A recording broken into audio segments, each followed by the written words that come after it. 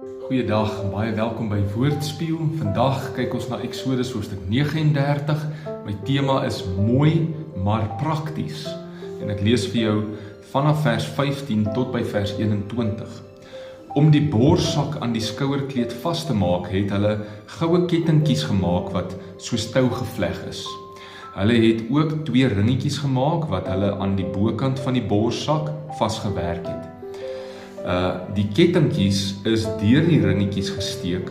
Die punte van die kettingkies is aan die bande vasgewerk wat oor die skouers kom.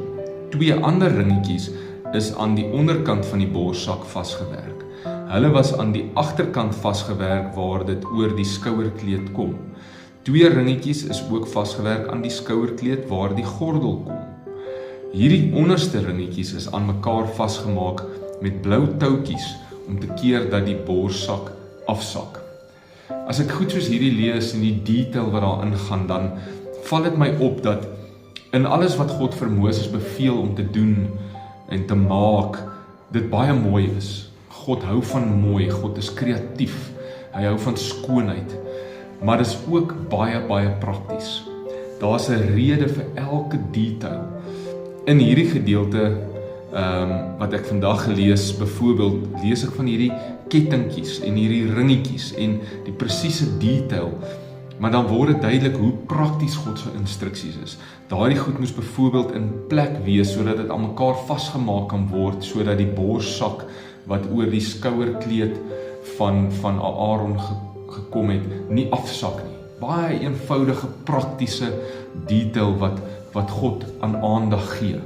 God is 'n praktiese God. Hy vra ons nie net om goeders te doen omdat dit 'n dooie ritueel is of omdat dit 'n gewoonte is nie. Alles wat hy van ons vra om te doen, alles wat hy vir ons sê om te doen, het 'n doel daarin. Daar's 'n praktiese doel daarin. Nou in ons godsdiens en in ons aanbidding is daar sekere gebruike, sekere rituele wat deel uitmaak van ons godsdiens. En baie van hierdie gebruike is baie geestelik van aard. Dis baie mooi, maar dis ook prakties. Daar's 'n praktiese rede aan dit. Die oomblik as iets nie meer 'n doel dien nie, moet ons vra waarom ons dit nog doen. Ons kan nie aangaan om iets te doen as dit nie meer 'n doel dien nie. Dan word dit 'n dooie ritueel. Die besnydenis is byvoorbeeld so 'n goeie voorbeeld. Dit was bedoel as 'n toewydingsritueel vir mans om as deel van die volk van Israel gesien te word. Maar Jesus het daardie ritueel kom vervul. Nou kry ons toegang tot God en tot God se ware volk en die ware Israel deur geloof in Jesus Christus en weergeboorte. Die besnydenisritueel dien dus nie meer 'n doel nie en behoort nie meer geonderhou te word vir godsdienstige doeleindes nie. En dit is wat Paulus vir die Galasiërs, die heidene in Galasië, probeer verduidelik. So is daar ook baie ander sulke gebruike wat ons moet evalueer.